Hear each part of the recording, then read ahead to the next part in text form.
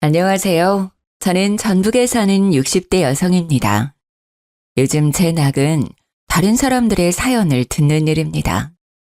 듣다 보면 나만 이런 일을 겪은 게 아니구나 생각하거든요. 사람 사는 일이 왜 이렇게 힘든지. 지금은 다 떨쳐내고 잘 지내지만 이겨내기까지 꽤 오랜 시간이 걸렸네요. 별별 사연 속에 제가 겪었던 일을 보태려고 글을 남기게 되었어요. 그 일은 안타깝게도 지금 현재까지 자주 일어나는 일입니다. 뉴스를 보면서 왜 이런 끔찍한 일이 사라지지 않고 계속 일어나는 건지 알 수 없어요. 벌써 그 일이 일어난 지 10년이 넘었지만 그 일은 저와 제 딸에게 사라지지 않는 생채기를 내고 말았습니다.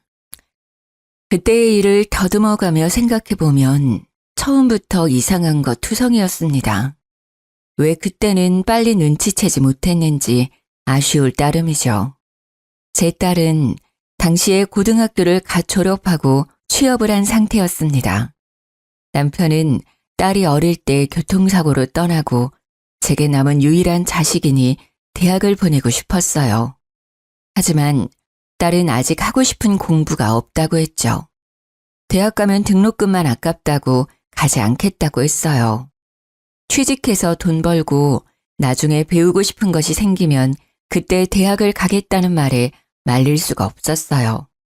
작은 중소기업에 격리로 들어간 딸은 자기 적성에 잘 맞는다며 좋아했거든요. 참 성실하게 회사 생활을 하더라고요. 사무실에서 가장 막내라고 아침 일찍 일어나 출근 준비를 하고 집을 나섰죠.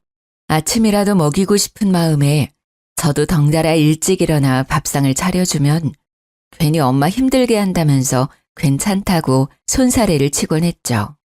회사 가는 길에 커피 한 잔 사 먹으면 졸음도 깨고 배도 부르다고 했어요.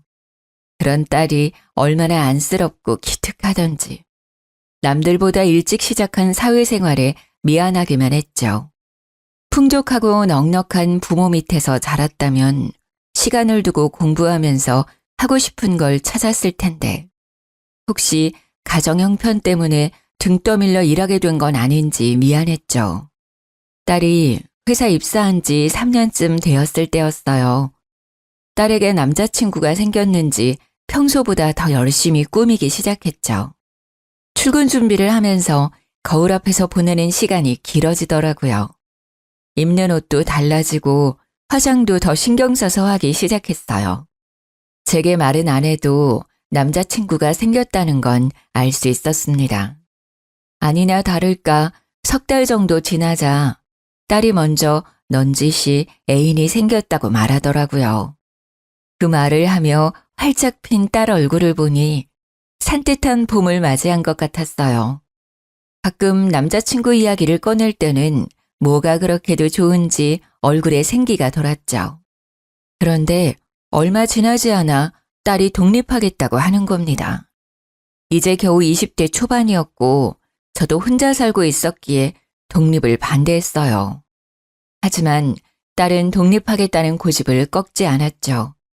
물론 딸이 성인이 되었고 나가서 살 수 있었지만 여자 혼자 밖에 나가 사는 게 걱정되잖아요. 내심 돈을 아껴서 더 모았으면 하는 생각도 있었고요.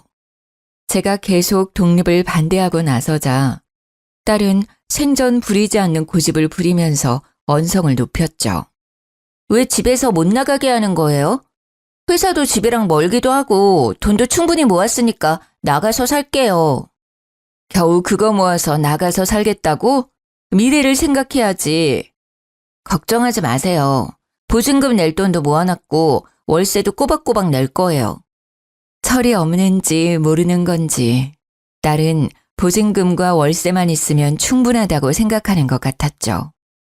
나가 살려면 얼마나 많은 돈이 필요한데 회사 생활 3년에 모아놓은 돈이 얼마나 되겠어요. 겨우 원룸 전세금 정도 모아놓았겠죠. 나가면 딸만 고생한다는 생각에 한바탕 잔소리를 퍼부었습니다. 월세만 내면 다인 것 같아? 먹고 마시는 건 공짜인 줄 알아? 거기다가 수도세, 전기세까지 생각하면 나가 살면서 돈 못 모아. 그러니까 조금 더 엄마랑 같이 살자. 회사도 그렇게 먼 것도 아니잖아. 버스로 40분 거리면 가까운 거지. 아침에 일찍 일어나는 것도 너무 힘들어요. 그 시간에 잠도 더 자고 싶고. 그리고 이미 집도 계약해 놓았어요. 이미 계약을 끝냈다니 할 말이 없더라고요. 그렇게도 저와 떨어져 살고 싶은 것인지 서운한 마음이 더 앞섰죠. 자식 키워놓아봤자 아무 소용 없구나 싶기도 했고요. 더 말려봤자 결국 딸과 마음만 상하게 될 거란 걸 알기에 독립을 허락하게 되었어요. 직접 나가서 생활해보기 전까지는 엄마 품이 얼마나 따뜻하고 포근한지 모를 것 같더라고요. 기왕 이렇게 된 거 나가서 고생 좀 해보라는 저의 소심한 복수심도 있었습니다. 흔쾌히 독립을 허락했지만 섭섭한 건 어쩔 수가 없었습니다. 심지어 연락까지 뜸해지기 시작했거든요. 잘 먹고 지내는 건지 집에서 지낼 때는 시집 가면 신물나게 하게 될 것을 알기에 설거지조차 시킨 적이 없었죠. 그러니 매 끼니 걱정도 되고 작은 원룸이라도 깨끗이 잘 치우고 사는지 걱정을 안 할 수가 없었습니다. 거기다 혼자 사는 여자를 노리는 범죄가 늘어났다는 뉴스를 보고 나니 더 딸 집에 가보고 싶었죠. 이사 첫날에 둘러보고 한 번도 가지 않았거든요. 기왕 가는 김에 반찬도 가져다 주고 살림살이도 다시 살필 생각이었죠. 딸아이 먹일 반찬을 준비하고 일부러 퇴근 시간에 맞춰 원룸으로 향했어요. 딸, 어디야? 회사 끝났지? 엄마 지금 네 집 앞인데 좋아하는 반찬 만들어 왔어. 우리 집 앞이라고? 아, 정말. 조금만 기다려요. 저 거의 도착했거든요. 딸은 제 전화에 놀랐는지 목소리가 높아져 있었습니다. 5분 정도 기다리자 딸이 헐레벌떡 뛰어오더라고요. 저는 속으로 그래도 내심 엄마가 보고 싶었구나, 오길 잘했다 싶었어요. 그런데 딸이 제 손에 들린 반찬통을 낚아채듯이 빼앗아 들더니 저보고 이만 돌아가라고 하더라고요. 엄마, 잘 먹을게요. 이만 돌아가세요. 너무 당황했죠. 어젯밤부터 딸 얼굴 볼 생각에 들떠 있었는데 바로 돌아가라니. 무슨 말이야. 네 집도 좀 둘러보고 엄마가 밥 해줄게. 같이 먹자. 국 끓일 재료도 다 준비해왔는데. 저 약속 있어서 나가봐야 해요. 다음에 제가 집으로 갈게요. 딸은 원룸으로 들어가려는 저를 막아서더니 등 떠밀며 내쫓더라고요. 아무리 약속이 있어도 잠깐이라도 집안에 들여보내줄 수 있는 거잖아요. 얼굴 본 지 5분도 안 돼서 돌아가라니 너무 서운하더라고요. 안 본 사이에 마른 것 같은 게 밥도 잘 안 챙겨 먹는 것 같아 속상하기까지 했죠. 밥 한 끼 해먹이는 게 뭐가 이렇게 어려운 것인지 딸을 쳐다보며 살짝 앞머리를 넘기는데 오른쪽 이마 밑으로 시퍼런 멍자국이 보였어요. 너 이마 왜 그래? 어디서 다쳤어? 아무것도 아니에요. 계단 내려오다가 굴러서. 크게 다친 거 아니니까 걱정하지 마세요. 조심해야지. 다른 데는 다치지 않았어? 계단에서 굴렀다니 깜짝 놀라지 않을 엄마가 어디 있을까요? 재빨리 딸 팔을 잡고 옷소매를 걷어 올렸죠. 그런데 팔뚝에도 시퍼런 멍자국이 있는 거예요. 아니 어떻게 굴렀길래 온몸에 온통 멍자국이야. 조심 좀 하지. 아유 세상에. 병원은 가봤어? 딸은 옷소매를 내리며 저를 안심시켰죠. 괜찮아요. 뼈 같은 데는 안 다치고 몸에 타박상만 입었어요. 먹령고 잘 바르면 금방 괜찮아진대요. 어두워지기 전에 어서 돌아가세요. 평소에 얌전하고 점잖은 아이였기에 계단에서 굴렀다는 말 자체가 믿기지 않았어요. 하지만 당시에는 딸이 그렇다고 하면 믿을 수밖에 없었죠. 독립 후 제게 사적인 말은 더 이상 하지 않았고 집에 자주 찾아오지도 않으니 알 수가 없었어요. 홀로서기를 하는 딸을 응원해 주어야 하는지 아니면 다시 제 곁으로 데려와야 하는 것인지 감이 안 서더라고요. 쉽사리 발이 안 떨어졌죠. 돌아가지 않고 멀뚱하게 쳐다보고 있으니 딸이 제 손을 꽉 잡았어요. 엄마, 연락할 테니까 걱정하지 말고 돌아가세요. 저 정말 괜찮아요. 딸 얼굴에 옅은 미소가 피어오르자 그제야 떨어지지 않는 발걸음을 돌렸어요. 돌아가는 버스 안에서 무슨 일 있었으면 내게 말했겠지. 별일 없을 거라고 시끄러운 마음을 다독였죠. 제가 딸 인생을 다 살아줄 수 있는 것도 아니고 딸이 별일 아니라고 말했으니 믿어야죠. 딸이 독립한 지 반년쯤 됐을까요? 해외로 여행을 다녀오겠다고 하더라고요. 첫 해외여행이어서인지 목소리가 한껏 부풀어 올라 있었죠. 엄마, 저 며칠 동안 연락 없을 거예요. 세부로 여행 가기로 했거든요. 세부? 거기 동남아시아 아니니? 혼자 갈 리는 없고 누구랑 가는 거야? 며칠 동안 가는데? 3박 5일로 다녀올 거예요. 남자친구랑 다녀올 거니까 너무 걱정하지 마세요. 남자친구와 해외여행이라니. 다 큰 딸을 안 보낼 수도 없고 왠지 마음이 찝찝했지만 어쩔 수 없이 허락했어요. 남자친구 얼굴이라도 본 적 있으면 안심할 텐데 딸과 사귄 지 1년이 다 되어 가도록 얼굴도 본 적이 없었어요. 데리고 오라고 하면 남자친구 바쁘다, 오늘은 일이 있다며 피하더라고요. 그때 미리 남자친구를 만나봤다면 저는 절대 딸을 남자친구와 단둘이서 여행을 보내지 않았을 거예요. 그 여행은 저와 딸에게 일어난 끔찍한 사고의 서막이었으니까요. 딸이 여행을 떠나고 돌아올 시간이 일주일이나 지날 때였어요. 딸에게 돌아왔다는 연락이 오지 않았죠. 여행을 다녀와서 정신이 없어서 그런가 생각하고 다시 전화를 걸었지만 역시 전화를 받지 않았죠. 이렇게 길게 연락이 되지 않으니 무슨 일이 생긴 건 아닌가 걱정이 되기 시작했죠. 같이 간 남자친구 전화번호라도 알아놓았다면 걱정이라도 덜 될 텐데. 저는 그때까지 딸 남자친구에 대해 아는 것이 없다는 것을 깨달았죠. 순간 이렇게 딸에게 무심했나 싶더라고요. 며칠을 더 기다려봐도 딸에게 연락이 없자 딸 집으로 찾아갔어요. 딸 집 초인종을 누르면서 문을 두드렸죠. 그런데 문을 열고 나온 사람은 딸이 아닌 남자였어요. 누구세요? 여기 저희 딸 집인데? 남자는 저를 보며 난감한 표정을 지었어요. 안녕하세요, 어머니. 저 지한이 남자친구예요.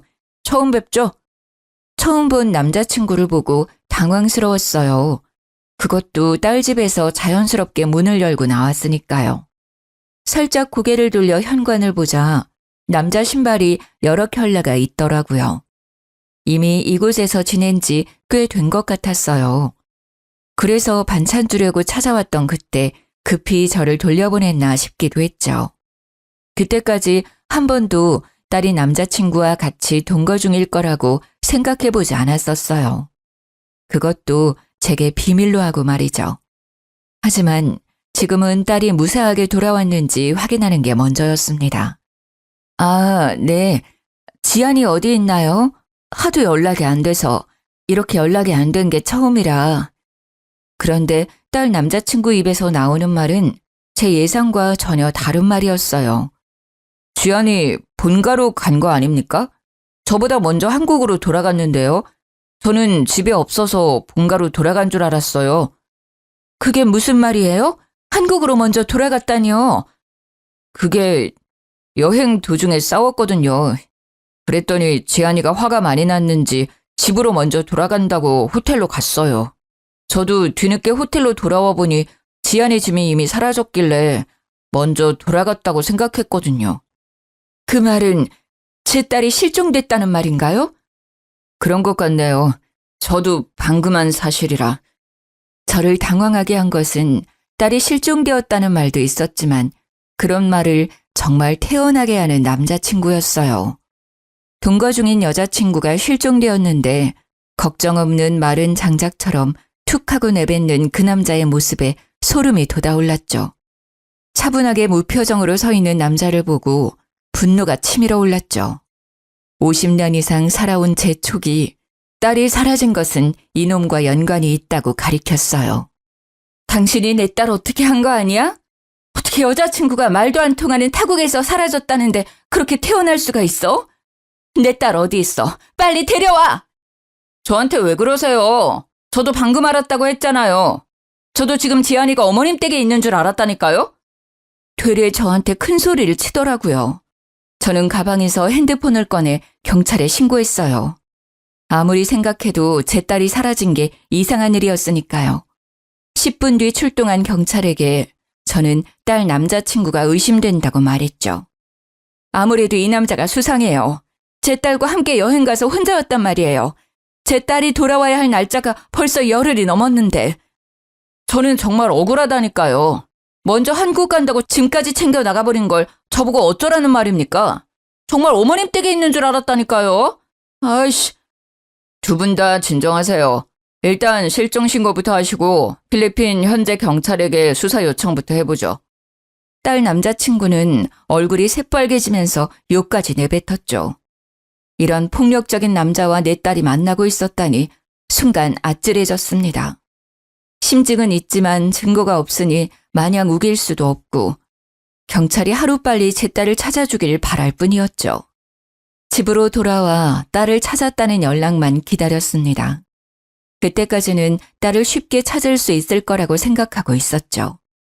하루하루 시간은 가는데 경찰서에는 연락이 없었어요.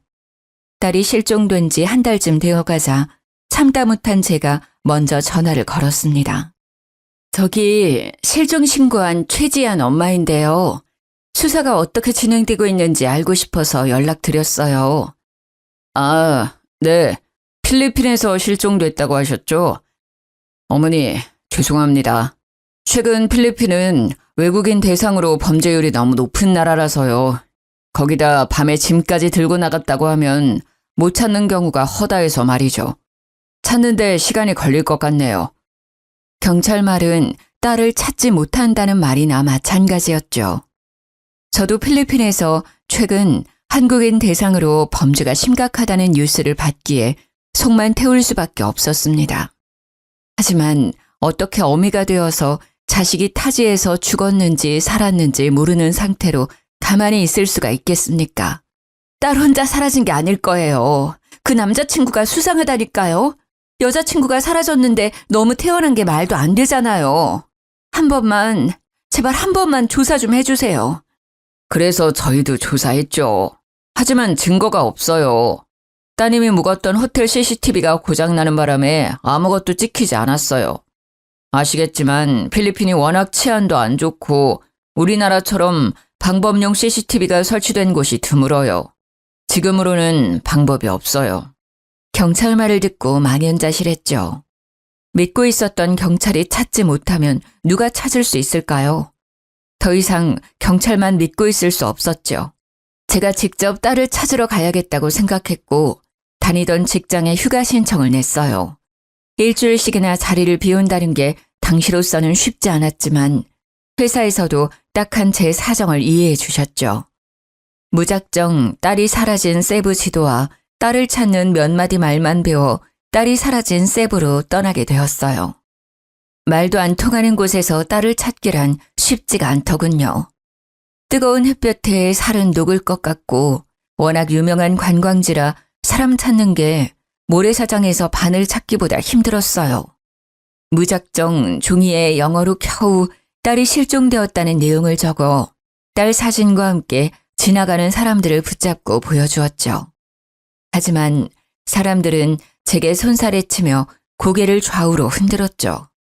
다들 모른다는 말만 하고 지나쳤습니다. 어디서부터 찾아야 하는 건지 답답하기만 했죠.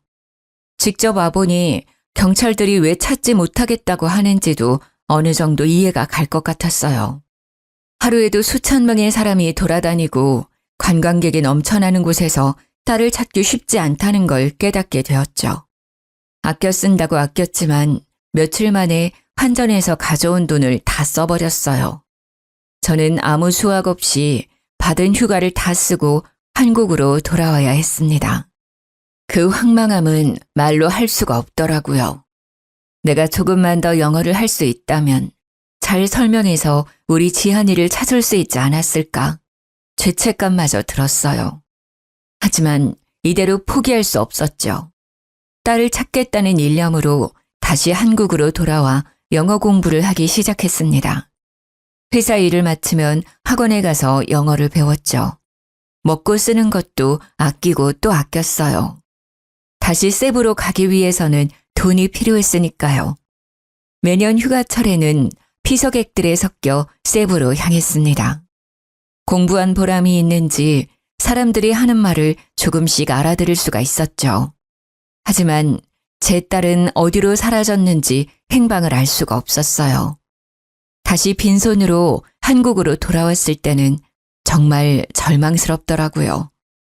그래도 딸을 찾는 걸 포기할 수는 없었습니다. 딸은 제 인생을 포기할 만큼 제 전부였죠. 제가 못 먹고 못 입어도 딸에게만큼은 잘해주고 싶었어요. 가정 형편이 좋지 못해서 더 챙겨주지 못했던 것이 더 마음이 아팠죠. 딸은 세부 어딘가에서 분명 저를 기다리고 있다는 생각에 괴로웠어요. 딸이 사라진 지 5년 정도 시간이 흐르자 가슴속에서 불덩이가 자란 듯이 가슴이 답답해오고 속이 뜨거워지기 시작했죠. 그럴 때마다 목욕탕에 가서 뜨거운 기운이 가실 때까지 찬물에 들어갔다가 나오기를 반복했어요. 그렇게 가슴에 뜨거운 불덩이가 식기를 바랐죠. 일주일에도 몇 번씩 가슴속 불덩이를 식히기 위해 목욕탕을 찾게 되었어요. 그날도 찬물에 들어갔다가 나와 몸 구석구석 씻고 있는데 가슴 쪽에 몽우리가 잡히더라고요. 폐경기 여자들에게 유방암이 흔하다는 말을 들어서인지 걱정이 되었죠. 바로 다음 날 병원으로 찾아가서 정밀 검사를 받게 되었어요. 혹시나 하는 예상은 틀리지 않더라고요. 유방암이시네요. 가슴 아래쪽에 1cm가량의 종양이 발견되었어요. 아직 크기도 작고 림프절의 전이도 안 된 상태네요. 암이라니. 아직 딸을 못 찾았다는 생각에 눈앞이 캄캄해지더군요. 그럼 얼마나 살 수 있는 건가요? 너무 걱정하지 마세요. 유방암 초기니까 항암 치료만으로도 충분히 제거할 수 있어요. 의사의 다정한 위로에도 아무것도 들리지 않았어요. 저는 조용히 일어나 진료실을 나왔습니다. 항암 치료만 받으면 살 수 있다니. 하지만 딸도 없는 세상에 혼자 살아서 뭐 하겠어요. 그때는 모든 희망을 잃어버린 것 같았죠. 캄캄한 방 안에서 누워있는데 무엇을 해야 하는지 모르겠더라고요. 눈물만 흐르고 세상 모든 게 원망스러웠죠. 손끝 하나에도 힘이 들어가지 않았어요. 이대로 죽으면 딸을 만날 수 있을까 하는 바보 같은 생각까지 들더군요. 그때 벽에 걸린 가족 사진이 눈에 들어왔어요. 남편이 살아생전 찍었던 어린 딸이 보였죠. 뽀얀 얼굴에 붉은 입술. 그 얼굴을 보고 이부자리에서 벌떡 일어섰습니다. 이대로 딸을 두고 죽을 수는 없다는 생각이 들더라고요. 죽더라도 딸 옆에서 죽고 싶었어요. 딸 머리카락 한 올이라도 제 품에 품고 죽어야겠다는 생각이 들었죠. 다음 날부터 저는 주위를 정리하기 시작했어요. 전 재산을 정리해서 필리핀으로 갈 계획을 세웠죠. 집을 부동산에 내놓고 회사에도 퇴직 신청을 했습니다. 들어놓았던 보험도 정리해서 보험금 청구도 받으니 돈이 꽤 모였죠. 이 돈이면 필리핀에서 작은 집 하나 얻어서 남아있는 목숨 동안 딸을 찾을 수 있겠다 싶었죠. 다시 태양빛이 내리쬐는 세부로 돌아와 딸아이 사진과 쪽지를 쥐고 지나가는 사람들을 붙잡아 세우며 보여주었죠.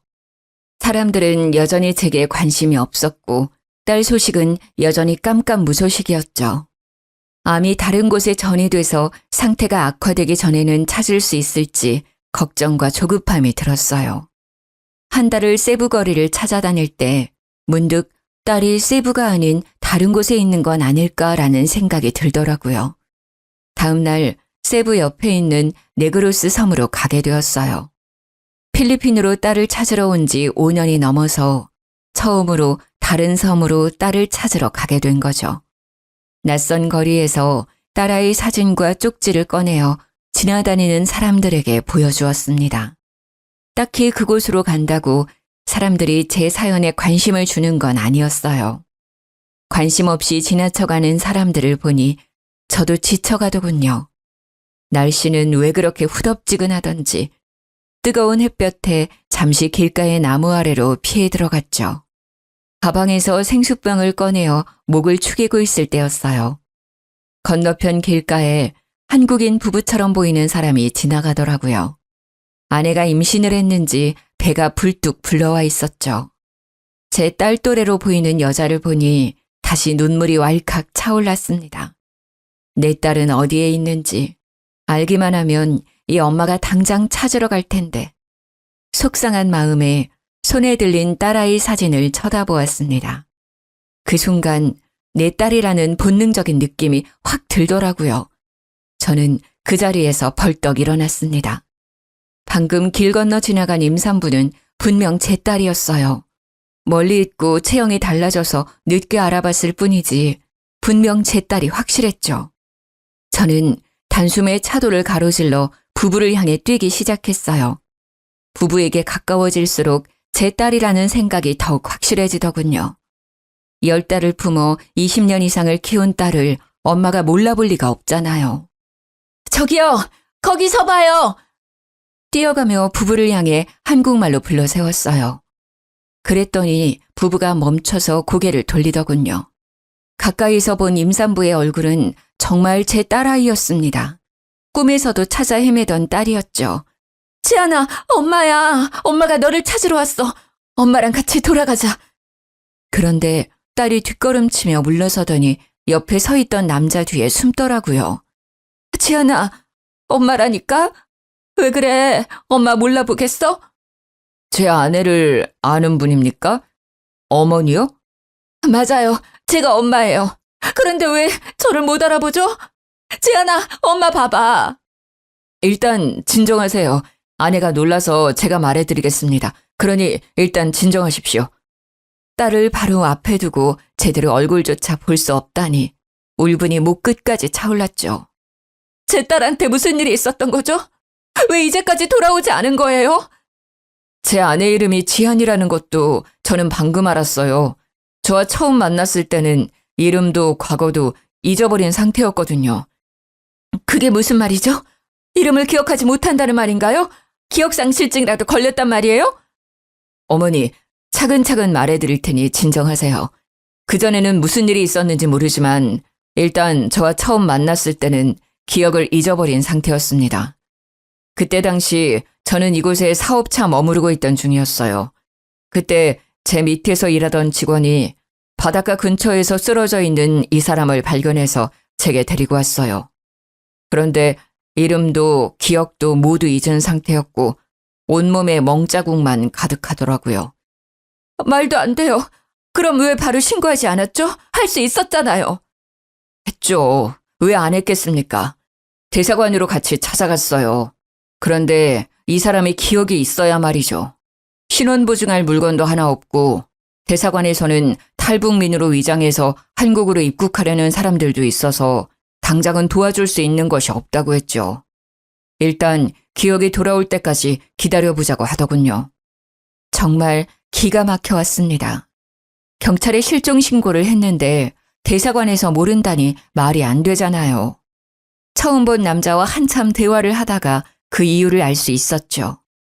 제가 딸을 실종 신고를 하기 전에 대사관에 다녀갔던 거죠. 빨리 딸을 실종 신고만 했더라도 이렇게 엇갈리지는 않았을 텐데 딸을 기다린 열흘의 시간이 원망스러웠죠.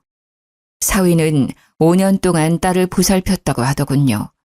사업차 필리핀에 왔지만 도저히 딸을 두고 한국으로 갈 수 없었다고 했어요. 어쩔 수 없이 같이 지내다 보니 정도 들고 서로 사랑하게 되면서 같이 살게 되었다고 했습니다.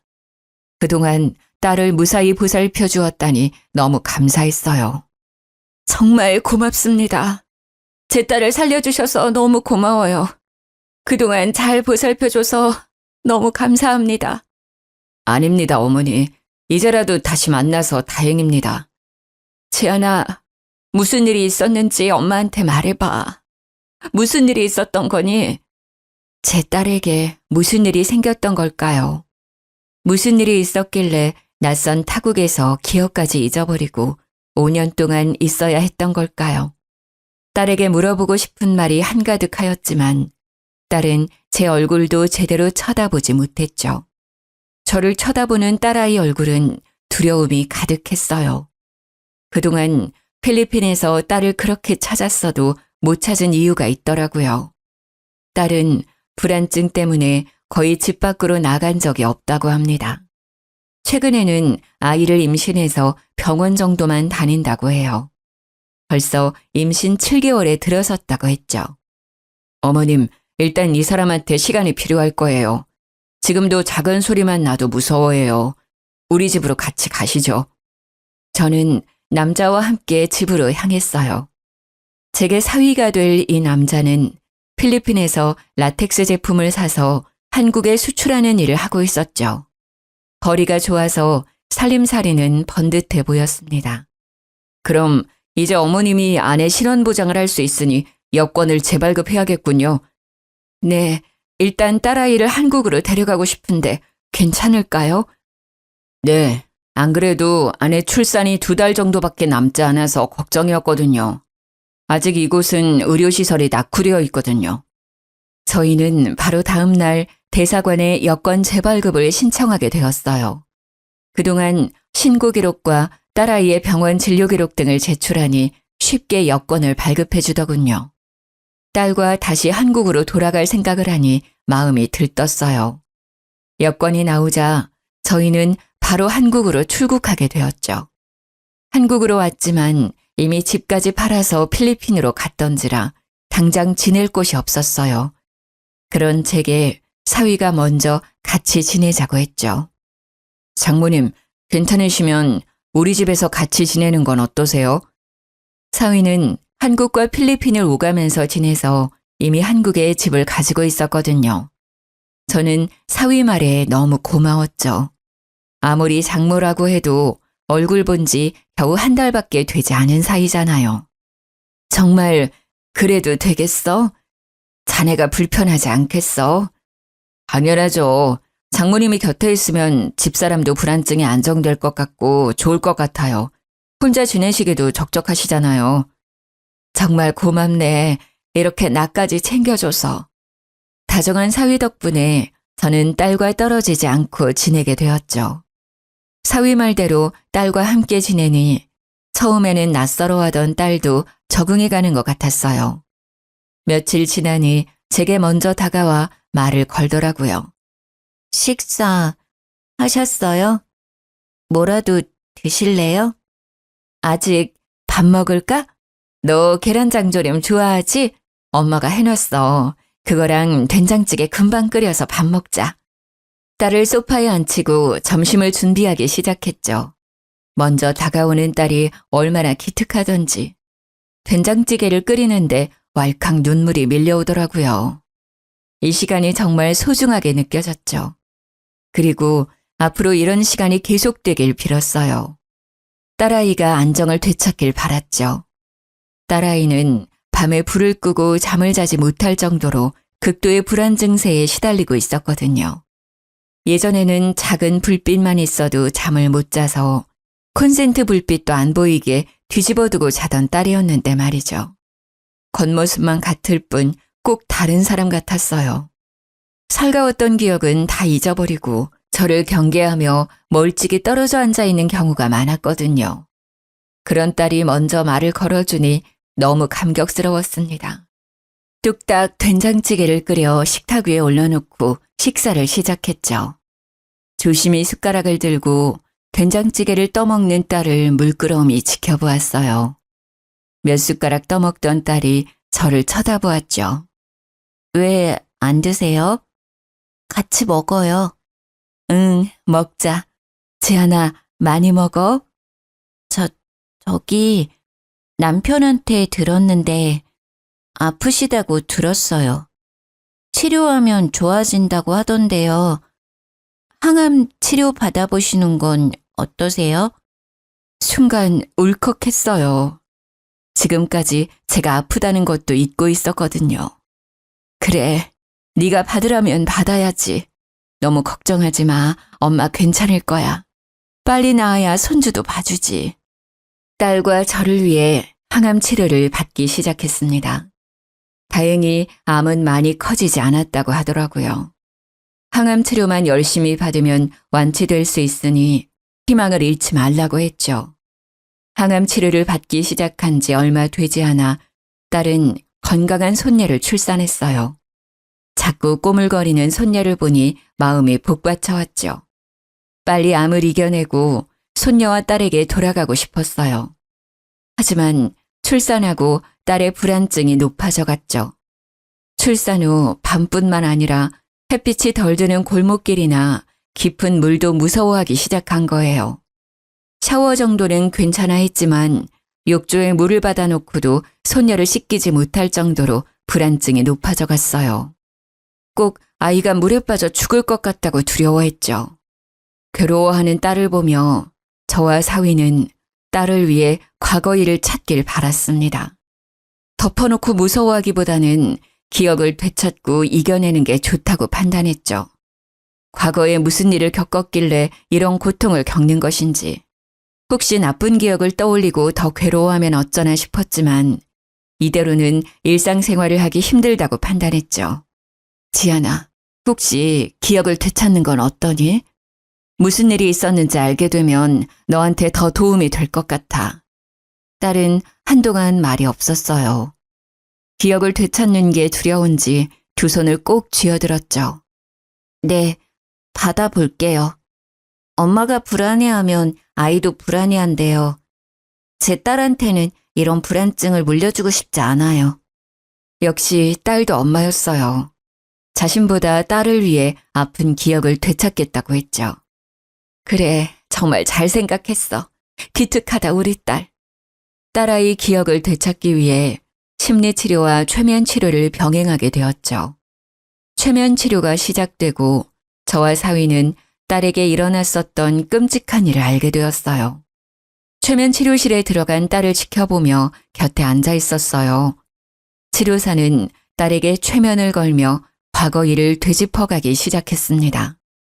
점점 과거에서 현재로 오면서 문제의 그날이 되었어요. 딸은 최면 속에서 그날의 기억을 더듬으며 말하기 시작했죠. 필리핀 세부 해변에서 일몰을 보며 산책을 하고 있었다고 합니다. 그런데 더운 날씨 때문인지 그날따라 남자친구 기분이 안 좋았다고 해요. 해는 뉘엿뉘엿 저물어가고 완연한 어두움이 찾아왔지만 남자친구의 짜증은 풀리지 않았다네요. 아이씨, 더워 죽겠네. 바람이라도 불지 왜 안 부는 거야. 한국보다는 불쾌지수가 낮다고 했는데 그렇게 더워? 그럼 내가 덥지도 않은데 덥다고 했다는 거야? 딸은 최면 상태인데도 손을 들어 올려 보였어요. 그리고 손을 들어 빌기 시작했죠. 미안해. 제발 때리지 마. 내가 정말 잘못했어. 딸이 잘못했다고 비는데도 남자친구의 기분은 풀릴 기색이 없었다고 합니다. 발목까지 오는 바닷물에 걷고 있던 딸은 남자친구가 손을 들어 올리며 다가오자 뒷걸음치다가 허벅지 정도 오는 바다에서 넘어졌다고 합니다. 아이씨, 안 그래도 짜증나 죽겠는데 너까지 왜 그래? 빨리 안 일어나? 왜, 여기서 수영이라도 하게? 딸이 겨우 젖은 몸을 일으키며 자리에서 일어났다고 해요. 옷이 물에 젖어 비틀거리는 딸을 보고 남자친구가 다가오더니 발로 차서 다시 물속으로 밀어넣었다고 합니다. 뭘 그렇게 꾸물거려. 수영하고 싶으면 계속 하든가. 다시 물에 빠진 딸이 허우적거리며 일어서려고 할 때 파도가 밀려오면서 붕 떠있는 딸이 오히려 깊은 수심으로 들어가 버렸고 순간 발에 땅에 닿지 않자 당황했대요. 양팔을 허우적거리며 해변에 있는 남자친구를 보고 소리를 질렀다고 합니다. 살려줘! 발이 땅에 안 닿아! 장난치지 말고 빨리 나와! 짜증나니까! 주위를 둘러봐도 한적한 해변이라 남자친구 말고는 다른 사람은 보이지 않았다고 해요. 순식간에 파도에 휩쓸려 먼 바다까지 떠내려가 버렸답니다. 딸은 그 순간에 살기 위해 필사적으로 팔을 휘저었답니다. 무서워요. 살려주세요. 너무 어둡고 아무것도 보이지 않아요. 물이 너무 짜요. 자꾸 물이 입속으로 들어와요. 네, 진정하세요. 괜찮아요. 숨을 천천히 들이마셨다가 내쉬세요. 바닷속에서 발버둥 치는데 손에 뭔가 잡혔어요. 어두워서 잘 안 보이는데 나무가 떠내려가는 것 같아요. 그걸 잡고 바다에 안 빠지려고 버텼어요. 최면 치료가 끝나자 저는 터져나오는 울음을 참을 수가 없었어요. 그 어둠 속에서 얼마나 무서웠을까. 통나무를 붙잡고 옆 섬까지 떠내려갔던 겁니다. 너무 기가 막히고 안타까웠죠. 딸아이가 다니는 정신과 의사 말로는 밤새 어두운 바다에 떠 있었던 공포를 극복하기 위해 기억을 지워버린 것 같다고 했죠. 그 기억이 얼마나 고통스러웠기에 기억을 지워버린 걸까요? 그리고 남자친구가 딸을 상습적으로 때려왔다는 것도 알게 되었죠. 5년 전 제가 딸에게 반찬을 가져가 줄 때 보았던 멍자국도 다 남자친구가 때린 자국이었던 거죠. 순간 가슴속에서 분노가 치밀어 올랐어요. 눈에 넣어도 안 아플 내 딸을 상습적으로 협박까지 했죠. 그동안 곁에 있으면서도 딸이 어떻게 지내는지도 모르고 있었던 제가 너무 바보 같았어요. 왜 그때 딸 말을 고지곳대로 믿어버린 것인지. 딸은 최면 치료를 받으며 기억을 점점 찾았지만 되찾은 기억으로 몹시 괴로워했어요. 엄마 죄송해요.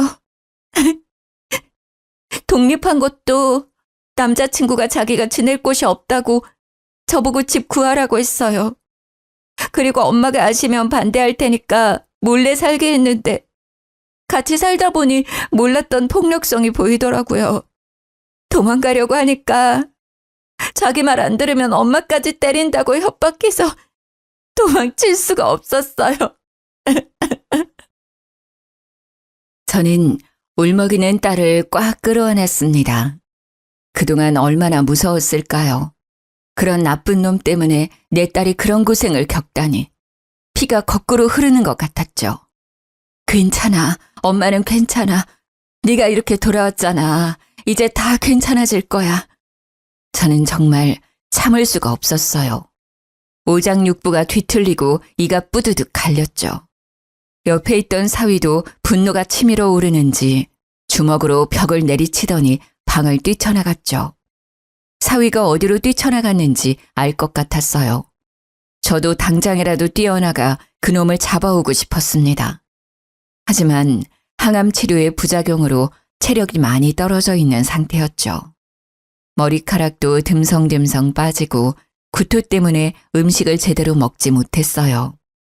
제가 당장 할 수 있는 일은 아직 불안증이 있는 딸을 위해 손주를 같이 돌봐주는 것뿐이었죠.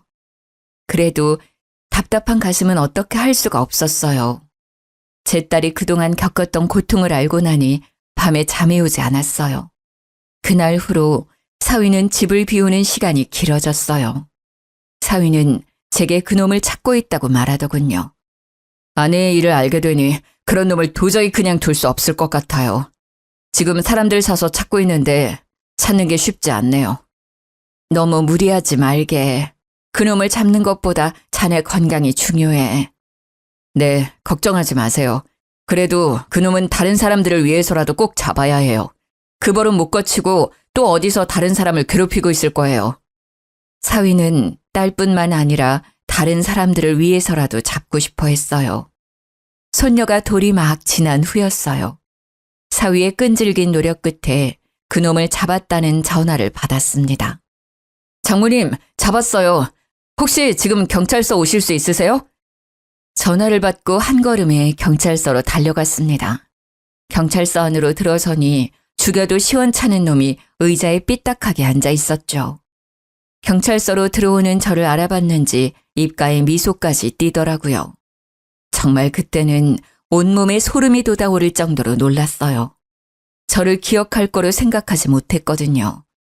경찰 조사를 받는 내내 성실함이라고는 없었죠. 툭툭 내뱉는 말투로 질문에 대답하더라고요. 제 딸을 그렇게 망가뜨려 놓고 버릇을 버리지 못했는지 2년 전에 데이트 폭력으로 고소가 된 적이 있었다네요. 상대방 여자가 합의해서 원만하게 끝났다고 했죠.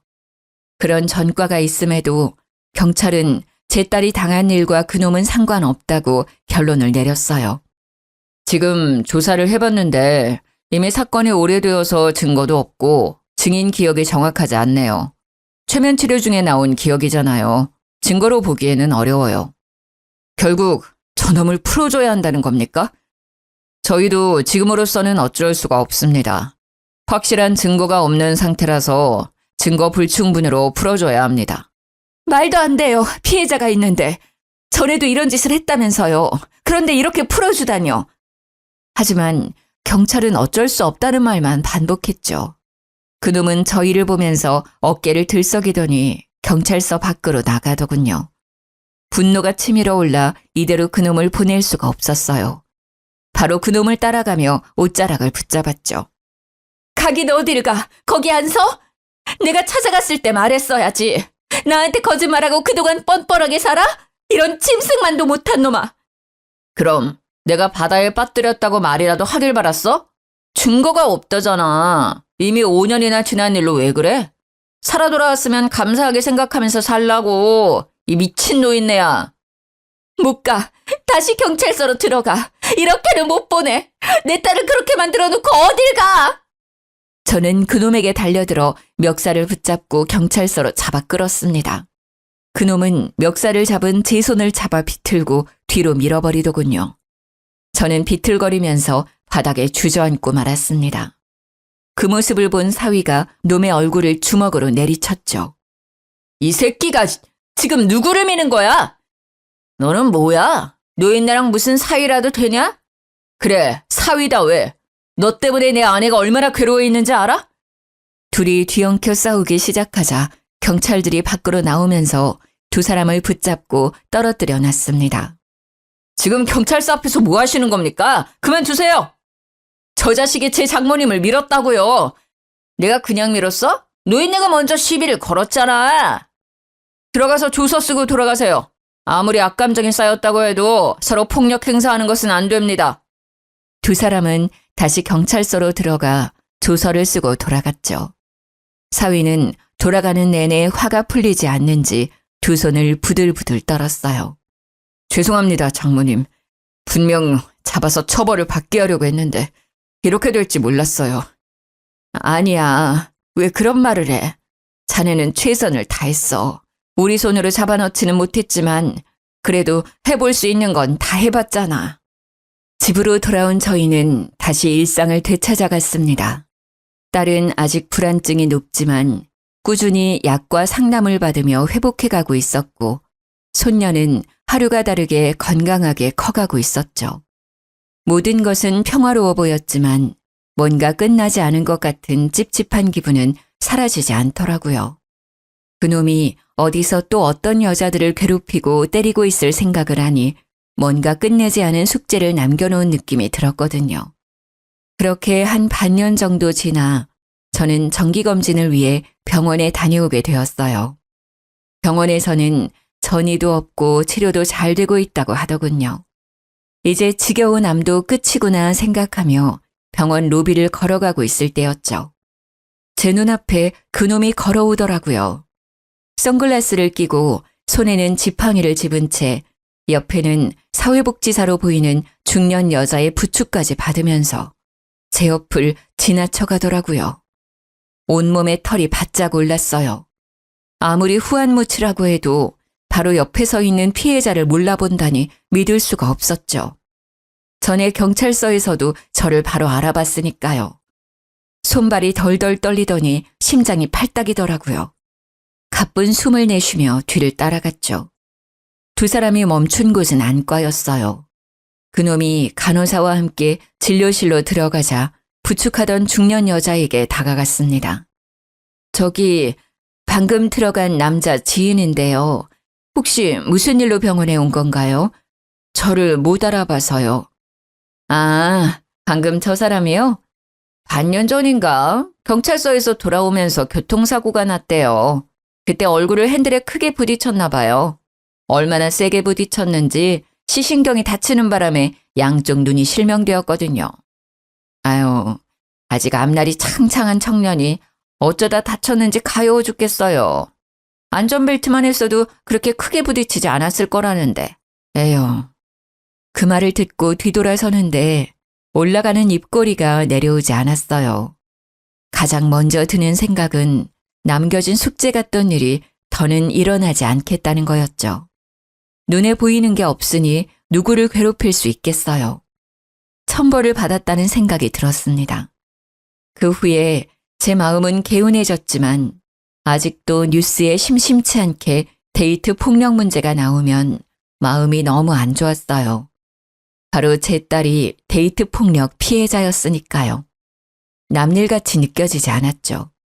왜 이런 일들은 사라지지 않고 반복되는 것인지 다시는 이런 안타까운 희생이 없었으면 좋겠어요. 피해자에게 몸에 생긴 상처보다 마음에 남겨지는 상처가 더 깊더라고요. 제 딸도 기억을 지워버릴 정도로 충격을 받았으니까요.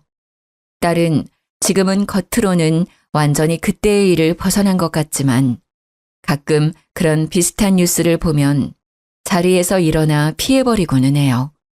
아직 완전히 잊히지 않은 거겠죠. 그리고 손녀에게만은 그런 일이 없었으면 좋겠다고 넌지시 제게 말했죠. 아마도 예전처럼 기억을 지워버리지 않는 한 그 기억은 평생 제 딸을 괴롭히겠죠. 사위는 몇 년 전에 필리핀 사업을 접고 전북으로 내려와 새로운 사업을 시작했어요. 지금은 사업도 안정적으로 이끌어 나가면서 지역 방범대에 가입해서 활동하고 있죠. 딸이 데이트 폭력으로 심한 마음의 상처를 받았어도 이렇게 든든하고 올바른 사위를 만나서 이겨낼 수 있었다고 생각해요. 아마도 그때 사위가 딸을 구해주지 않았다면 저는 2번 다시 딸과 만나지 못했겠죠. 항상 감사하게 생각하면서 다시는 이런 일이 없도록 기도를 드리고 있습니다. 아무튼 모두에게 평안만이 가득하길 바라면서 글을 줄이겠습니다. 들어주신 여러분 감사합니다.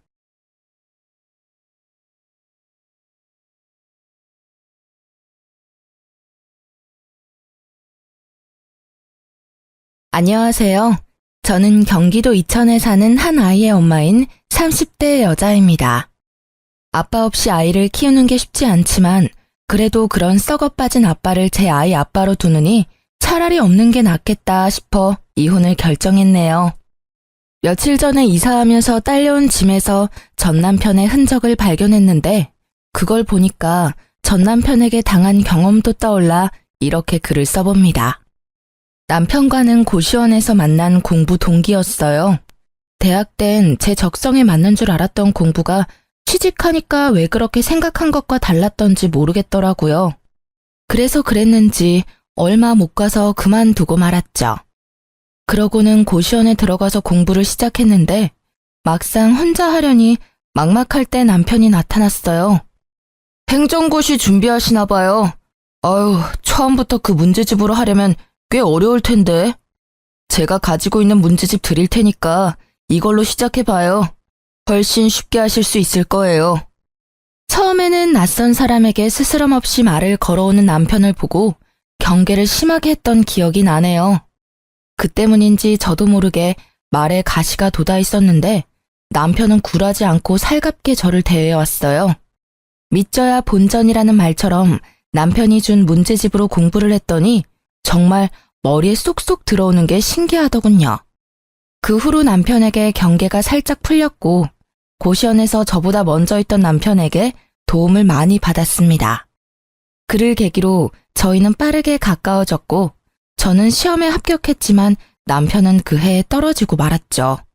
다음에는 꼭 합격할 거야. 내가 오빠가 합격할 때까지 옆에서 잘 챙겨줄게. 언제 합격할지도 모르는데 너한테 고생시킬 수 없지. 난 괜찮아. 오빠는 중요한 순간에 눈치가 없더라. 나 지금 오빠한테 고백하는 거잖아. 오빠가 합격하는 날까지 1년이 걸리든 5년이 걸리든 평생 옆에 있어 주겠다고. 숭이야, 정말 이런 나라도 괜찮아? 너만 괜찮다면 난 다 괜찮지. 고마워. 정말 고마워. 문제집을 타고 저희의 사랑은 시작됐지만 남편의 합격 소식은 좀처럼 들려오지 않았어요. 결국 남편은 고시 공부를 3년 만에 포기하고 친구를 통해 건설 현장 일을 배우기 시작했습니다. 생각보다 남편은 몸을 움직이는 게 천성인 사람처럼 일하는 게 즐겁다고 하더군요. 그로부터 6개월이 지나고 저희는 빠르게 결혼까지 하게 됐죠. 혼전 임신을 해버렸거든요. 물론 3년 반을 만난 사이니까 결혼해도 늦지 않은 시기라고 생각하기도 했고요. 처음 시댁에 인사하러 갔을 때도 느꼈었는데 결혼까지 꼴이 나니까 시어머니가 무척 좋아해 주셨어요. 저 나이까지 공부만 하다가 장가도 못 가면 어쩌나 했는데 승인이가 며느리로 와서 내가 얼마나 고맙고 좋은지 몰라. 그리고 굳이 우리 집에서 안 살아도 된다니까. 어머님이랑 같이 살고 싶어서 왔죠. 어머님은 저랑 사시는 게 싫으세요? 그래도 저 지금 당장은 나갈 생각 없으니까 싫어도 어머님이 봐주세요. 네? 내가 우리 예쁜 새아가를 왜 싫어하겠어? 함부로 그런 생각은 하지 말아라. 얼굴도 예쁘고 성격도 예쁘고 말까지 예쁘게 하는데 자랑하고 다녀도 부족하지 얘. 솔직히 말씀드리면 친정엄마보다 시어머니와의 사이가 더 애틋하고 좋았어요. 아무튼 시어머니와 사이도 좋아서 제 결혼 생활에는 아무런 문제가 없을 줄 알았습니다. 그런데 결혼하고 2달이 조금 지났을까요? 갑자기 남편이 지방에 가야 한다고 하더라고요. 이번에 일이 거제에 갔다가 대구로 넘어가야 해서 좀 오래 내려가 있어야 할 것 같아. 신혼 초인데 당신한테 미안하네. 나도 최대한 빼보려고 했는데 인력이 없다고 내가 꼭 필요하대. 일이라서 가는 건데 뭐가 미안해. 당신은 나를 그런 속 좁은 여자로 본 거야? 난 당신이 일 때문에 해외를 간다고 해도 바로 보내줄 수 있는 여자라고. 당신이 좋아서 하는 일인데 내가 안 보내줄 이유가 있나? 대신 연락만 잘해줘. 여보, 고마워. 당신 말대로 연락 잘할게. 남편은 그렇게 함께 일하는 친구 차를 얻어 타고 지방으로 떠났어요. 새벽 5시에 기상해서 말이죠. 시어머니는 신혼인데 이렇게 오래 떨어져 지내는 게 괜찮냐며 저를 걱정해 주셨는데요. 아무리 요즘 주말 부분이 뭐니 많다지만 새아가, 너 정말 괜찮은 게야? 그럼요. 저도 제 일도 있고 어머님도 있는데 뭐가 걱정이겠어요. 남편도 내려가서 연락 잘하기로 저랑 약속했으니까 어머님도 너무 걱정하지 마세요. 그렇게 저는 남편과 결혼하고 근 2달 만에 주말 부부가 되었어요. 주변에서 다들 걱정했는데 당사자인 저와 남편은 정말로 괜찮았습니다. 신혼이니까 더 그렇게 믿었던 것 같아요. 초반에는 약속대로 연락을 잘하더니 어느 순간부터 종종 연락이 두절되거나 잠수 타는 날도 있었어요. 일이 너무 고돼서 나한테 연락도 못하고 잠들었구나 이해하려고도 했는데 배신도 이런 배신이 없더군요. 하지만 남편에게 왜 이렇게 연락이 안 되냐고 따질 수가 없었습니다. 남편이 지방에 일하러 간다고 했을 때 제가 한 말이 있잖아요. 남편이 좋아하는 일이면 해외로 간다고 해도 보내주겠다고 한 그 말이요. 혼자 머릿속으로 상상의 나래를 펼치면서 시간만 흘러가고 있었는데요. 그때 시어머니께서 절 부르시더니 아가, 요즘 무슨 일이 있니? 안색이 많이 안 좋아 보여. 라며 저를 진심으로 걱정해 주시길래 시어머니께는 솔직히 말씀드리고 싶어서 제 속마음을 알려드렸죠. 어머님, 실은 저 남편 걱정에 잠도 잘 못 자고 일도 손에 잡히지가 않아요. 남편과 연락이 조금 안 된다고 이렇게 불안해하고 싶지 않은데 어떻게 해야 할지 모르겠어요. 연락이 안 된다면 직접 얼굴 보고 얘기하면 되지 않니? 시어머니의 말씀에 제 속이 뻥 뚫리는 기분이 들더라고요. 제가 듣고 싶은 말이었거든요. 저는 회사에 연차를 내고 시어머니와 함께 차를 타고 지방에 있는 남편 자취방을 찾아갔습니다. 남편이 친구와 함께 일하니까 이럴 땐 편리하더군요. 남편 위치를 금방 알 수 있었으니까요. 그런데 남편 친구와 통화할 때부터 이상한 기운이 돌았는데 여자의 감은 빗나가지 않다는 걸 이날 다시 한번 깨달았네요. 남편 친구가 저한테 그런 말을 해줬거든요. 재수씨, 그런데 저희가 원래는 다 같이 숙소를 잡아서 쓰는데요. 지성이 그놈은 잠기가 밝아서 남들이랑 같이 못 잔다고 혼자 방을 잡아 쓰겠다고 하더라고요. 출근은 빠지지 않고 잘해서 별말 안 하고 있는데 왠지 알려드려야 할 것 같아서요. 아마 여기서 대충 눈치채신 분들이 많을 거라 생각합니다. 일이 쉬는 날에 남편과 함께 일하는 동료분들이 남편 자취방에 놀러 간 적이 있다고 해요.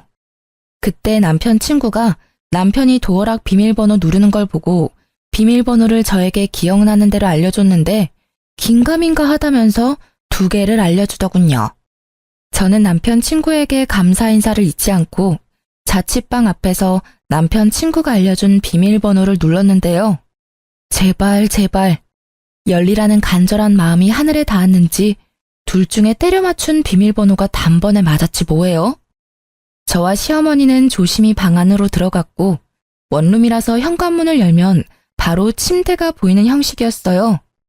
그런데 웬걸, 남편이 침대 위에서 낯선 여자와 끌어안고 자고 있는 걸 제 눈으로 직접 보게 된 거죠. 남편은 잠꼬대까지 하면서 자기가 바람 피우고 있다는 사실을 확인까지 해주는 고마운 놈이었습니다. 시어머니도 놀랐는지 크게 당황하시더니 저보다 더 화가 나셔서는 냅다 상간녀 머리채를 잡아 뜯어버렸어요. 이 미친 것들이, 너 누구야? 뭐하는 년이야? 어떤 년이길래 유부남이랑 이 짓을 해? 네 부모님이 그리 가르쳤니? 당장 일어나. 내 2눈으로 니년 얼굴 좀 봐야겠다.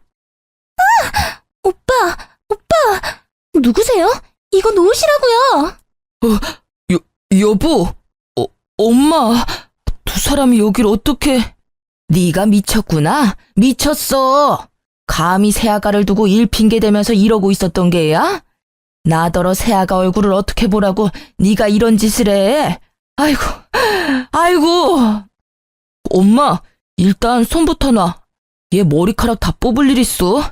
이러면 엄마만 손해라고. 사람 잡고 경찰서까지 가고 싶어서 이래. 남의 집에 갑자기 나타나서 무슨 짓이야? 남편의 말에 시어머니도 저도 황당해서 헛웃음이 났어요. 남의 집에 갑자기 나타나서라뇨. 저랑 시어머니가 남편에게 남인가요? 여기서 남은 시어머니에게 머리채 잡힌 년이 아닌가요? 남편은 시어머니에게 놓으라고 얘기해도 상간녀 머리채를 잡은 손을 놓지 않고 더 세게 움켜쥐니까 시어머니를 함껏 밀어버리기까지 하더군요. 미쳐도 단단히 미쳤다는 생각밖에 들지 않았어요. 당신 제정신이야? 어머님 다치시면 어쩌려고? 그러게, 놓으라고 할 때 놨으면 이런 일 없었잖아. 연락도 없이 온 당신이야말로 제정신이야? 그것도 엄마까지 모시고 와서 날 망신 줘? 망신 당할 짓인 건 알고 있나 보지? 키워주고 먹여준 부모보다 며칠 한번 졌단 년이 더 소중하단 거야? 대체 언제부터 만난 사이야? 당신 여기 내려온 지 일주일 조금 지났어. 알아? 저는 넘어진 시어머니를 부축하면서 남편에게 따졌고 싸움이 끝날 기미가 보이지 않았는데요. 낄 때 끼고 빠질 때 빠질 줄 모르는 상간녀가 갑자기 끼어들어서는 저와 시어머니께 무릎을 꿇었어요. 아마 저보단 시어머니께 무릎을 꿇었다는 게 더 맞겠네요. 저한텐 무릎 꿇을 이유가 없어 보였으니까요. 갑작스런 상간녀 행동에 시어머니도 저도 어이가 없었죠. 심지어 그년 한 말이 더 황당했습니다. 저희 진심으로 사랑하는 사이예요. 우리 사랑도 인정해 주세요. 어차피 언니가 하는 사랑이나 제가 하는 사랑이나 똑같은 거 아닌가요? 그래, 당신이 날 사랑하는 마음이나 예지가 날 사랑하는 마음이 뭐가 다른데? 사람을 사랑하는데 그게 왜 문제인 건데? 그리고 어떻게 죽기 전까지 한 사람만 사랑하고 사냐? 너는 안 이럴 줄 알아? 너도 나중에 5년, 10년 지나면 나 질렸다고 딴 놈 만날 거잖아. 나는 조금 미리 만난 것뿐인데 그게 그렇게 큰 문제인가? 꼬우면 너도 만나. 상간녀의 말에 동조하면서 상간녀를 지켜주려는 남편을 보고 시어머니는 앓는 소리만 내셨어요. 본인 아들의 외도를 직접 목격하셨으니 저보다 더 충격이 크셨을 거예요. 그게 지금 어머님 앞에서 할 말이야? 잘못했다고 무릎 꿇고 빌어도 용서할까 말까인데 당신이 어떻게 나한테 이럴 수가 있어. 내가 당신 만날 때 당신한테 어떻게 했는데. 언니가 해준 것보다 제가 훨씬 더 잘할게요. 이래봬도 저 돈 많아요. 언니가 오빠한테 해준 게 없다고 듣긴 들었지만 언니가 오빠 놓아주면 안 돼요? 저 오빠 없으면 못 살아요. 언니도 오빠가 행복하길 원한다면 언니가 포기해줘요. 네? 상간녀는 남편과의 사랑을 인정해달라는 개소리를 하면서 드라마 주인공인 듯이 행동하더군요. 마치 제가 나쁜 상간녀가 된 기분이 들었죠. 남편도 상간녀를 지켜주고 상간녀 편만 들었으니까요. 그래, 예진의 집 완전 부자야. 예지 아버님이 사업하시는데 규모가 어마어마하다니까. 고작 나라 돈 받는 당신이랑은 차원이 다른 여자라고. 그러니까 우리 이혼하자. 나 예지랑 결혼하기로 했어. 시어머니 앞에서 상간녀와 바람 피운 사실을 들켜놓고도 뻔뻔하게 상간녀가 돈이 많으니 이혼해달라는 남편 말에 시어머니는 결국 그 자리에서 쓰러지고 말았어요. 부축하고 있던 제가 깜짝 놀라서 시어머니를 계속 불렀지만 어머니는 대답이 없으셨죠. 저는 바로 119를 불러 시어머니와 함께 병원으로 가야 했습니다. 시어머니는 나이도 있으셨는데 고혈압도 살짝 있었던 탓에 쉽게 깨어나지 못하고 계셨어요. 그 사이에 저는 남편과 상간녀를 소송하고 무사히 이혼할 수 있었습니다. 당연히 돈도 많이 받았고요. 이게 무려 결혼하고 반년도 안 돼서 일어난 일이라는 게 믿어지시나요? 재판이 끝나고 병원에 갔더니 시어머니가 깨어나 있으시더라고요. 정신없이 퇴원 소속을 밟고 시어머니를 댁으로 모셔드렸죠. 아가, 내가 미안하구나. 내가 아들을 잘못 키워서 너한테 큰 상심을 안겨준 게야. 아니에요, 어머님. 어머님은 저한테 잘해주셨는데 제가 그걸 모를 리가 있나요? 이 착한 아이를 어쩌면 좋을꼬. 네, 그래도 아가 네 뱃속에 있는 아이만큼은 내 유일한 손주로 기억하마. 이제 저놈은 내 아들도 아니야. 그러니 이 일은 잊고 살아. 알겠지? 그리고 이거 받아라. 내가 너한테 해줄 수 있는 거라곤 그것뿐이구나. 이게 뭐예요, 어머님? 3억이 든 통장이야. 너도 자식 키우려면 목돈은 가지고 있어야지. 자식 키우는데 드는 돈이 얼마나 많은데 너 혼자 고생하게 할 수 있겠니? 어머님, 저 정말 괜찮아요. 어머님께 이런 돈 받고 싶지 않아요.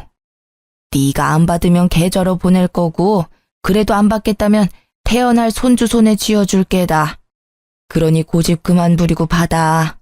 어른이 주는 돈은 예의상 한 번 거절하면 됐다. 시어머니는 제 뱃속에 있는 아이까지 걱정해 주시면서 본인 아들인 전 남편과의 연까지 끊겠다는 약속을 하셨어요. 그러면서 제게 3억이 들어있는 통장을 건네주셨습니다.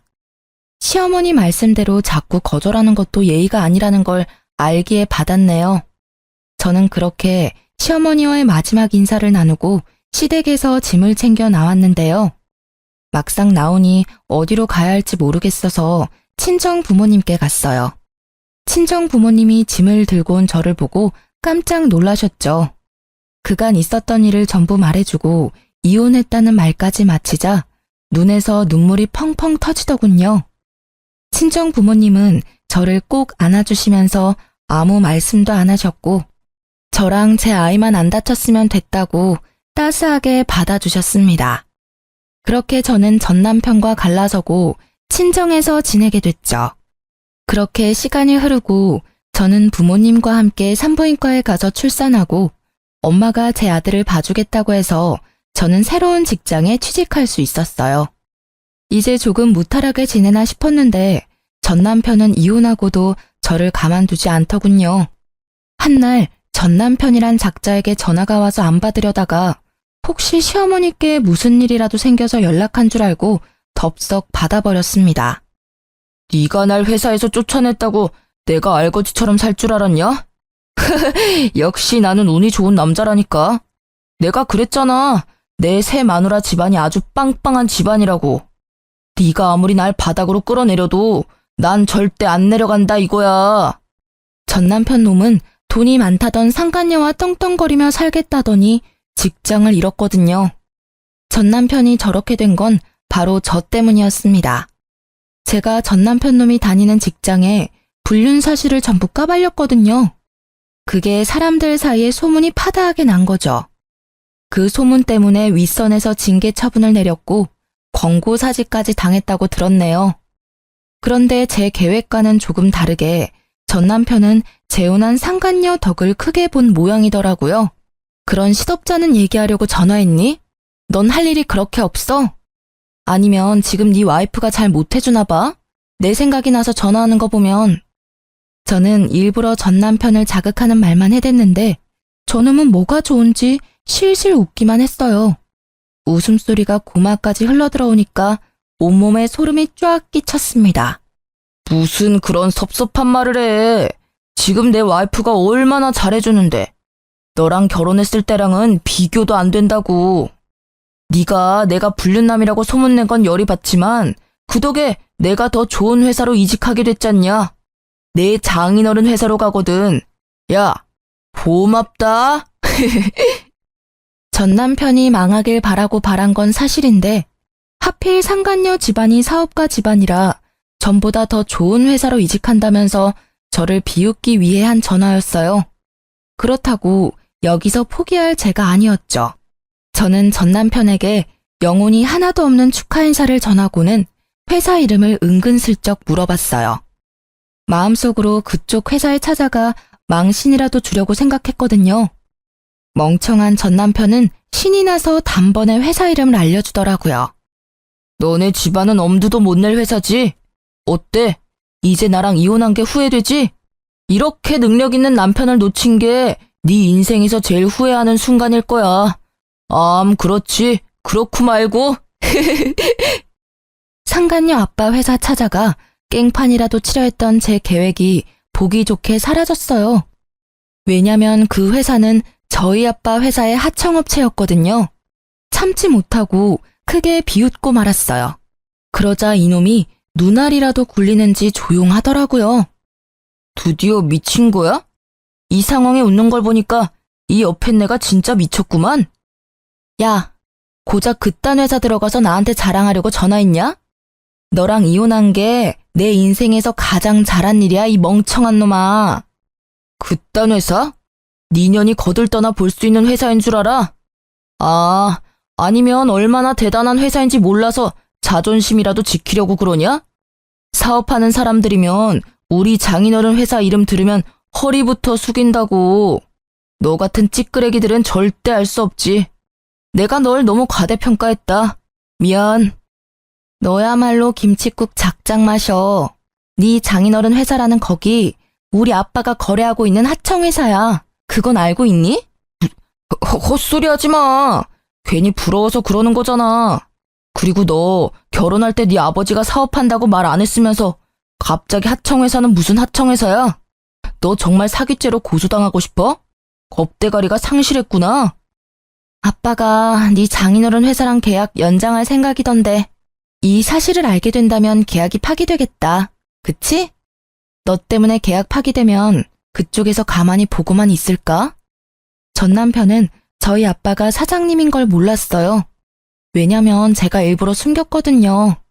결혼할 때 남편이 부모님 직업을 물어보긴 했는데 솔직하게 말하면 됐지만 그걸 물어보는 전 남편 눈빛이 마음에 들지 않았죠. 괜히 그 눈빛에 순간적으로 거짓말을 치고 말았네요. 그리고 다른 사연들 보면 남편이 친정아빠 사업 말아먹는 내용도 많이 들었거든요. 또 아빠한테 기생해서 한 자리 차지해보려는 남자가 아닐까 싶은 의구심도 들었고요. 그래도 저 나름대로 결혼하고 2년 정도 지나면 다 말해주려고 했습니다. 그런데 결혼한 지 1년도 안 돼서 이놈이 딴 마음을 품을 줄이야. 이런 놈일 줄 알았으면 오히려 저에게 잘된 일이 아니겠습니까? 만약 아빠가 건실한 회사 사장이란 걸 얘기하면 결혼 생활 내내 저희 아빠 회사를 눈독 들이며 살았겠죠. 전 남편은 끝까지 제 말을 믿지 않았고 저는 생각하고 싶은 대로 생각하라며 전화를 끊었어요. 그러고는 바로 아빠에게 연락했네요. 아빠는 제 말을 듣고 분노를 참지 않으셨죠. 그걸 알고도 내가 가만히 있을 수 없지. 계약 연장은 없던 일로 해야겠어. 내 당장 그 회사로 전화하마. 우리 딸 고생하게 한 집안은 우리 가족 주변에 얼씬도 못하게 싹을 쳐낼 테니. 제가 부모님께 모든 사실을 알렸을 때 사실 아빠가 정말 화가 나셔서 당장 그놈 집에 달려갈 기세였는데요. 시모가 전화가 와서 친정 부모님께 깊은 사과도 했고 제가 시모한테서 3억이라는 돈도 받았다고 해서 부모님께서 그냥 조용히 넘어가신 건데 전 남편 저 바보 같은 게 제 무덤을 판 꼴이었죠. 아빠는 제 덕에 하청회사 사장님이 상간녀의 부모님이란 사실을 알게 됐고 저와 전화를 끊자마자 바로 상간녀 아빠에게 전화해서 거래도 끊고 계약 연장도 없던 일로 하겠다고 했다네요. 아빠의 묵직한 한방에 상간녀 아빠는 아무런 말씀도 하지 못했다고 해요.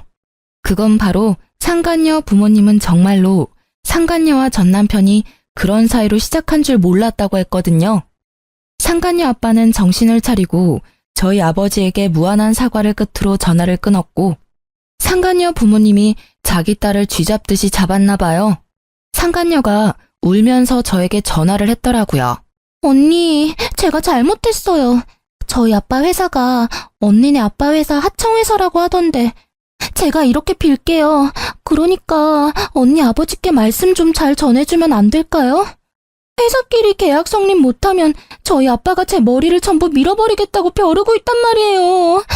언니가 저 한 번만 살려주시면 제가 뭐든 어떤 방법으로든 갚을게요. 네? 제발 살려주세요. 내가 왜 그쪽을 살려줘야 하죠? 그쪽은 제 아이를 아빠 없는 아이로 만든 사람인데. 그리고 착각하나 본데 당신은 나한테 뭐든 어떤 방법으로든 갚을 수 없어. 사람은 고쳐 쓸 수 있는 물건이 아니거든. 어떻게 하면 언니 마음이 풀리는데요? 언니 제발요. 만나서 얘기할래요? 제가 언니 있는 대로 바로 갈게요. 지금 어디세요? 그쪽은 됐고 니년 남편이 내 눈앞에서 무릎 꿇고 진심으로 빌지 않는 이상 난 절대 네 부탁을 들어주지 않을 거야. 네 아버지 회사를 살리고 싶으면 니년 남편을 나한테 보내. 알겠어요. 알겠다고요. 오빠만 언니한테 보내주면 저희 아빠 회사 계약하게 해주는 거죠? 안 그래도 엄마 아빠가 오빠랑 결혼 반대하고 있어서 저도 심란하다고요. 저더러 불륜녀라고 하시는데. 그래요. 인정할게요. 인정하고 언니한테 사과할게요. 정말 미안해요. 잠깐만. 결혼을 반대한다고? 아직 결혼한 게 아니야? 오빠랑 같이 살고 있긴 하지만 아직 혼인신고도 결혼식도 못 올렸어요. 준비하던 중에 일이 터지는 바람에 결혼할 수 있을지도 모르겠고요. 아, 저희 부모님이 언니네 아빠 말씀 듣고 쓰러지셔서 그만 가봐야 할 것 같아요. 아무튼 언니 약속 지켜요? 꼭이요? 상간녀는 전 남편을 제게 보내주겠다고 확실하게 얘기하고는 전화를 끊었는데 이건 또 무슨 말인가요? 전 남편은 분명 상간녀가 자기 와이프고 상간녀 아버지가 자기 장인어른이라고 저한테 막 떠들어댔는데 그게 전부 새파란 거짓말이었다는 소리잖아요. 저한테 뭐라도 자랑하려고 그랬다는 걸 아니까 없던 정도 다 떨어지더라고요. 아무래도 전 남편이 저한테 자격지심이라도 있었나 봅니다. 안 그러고서야 그놈이 저한테 그러겠어요?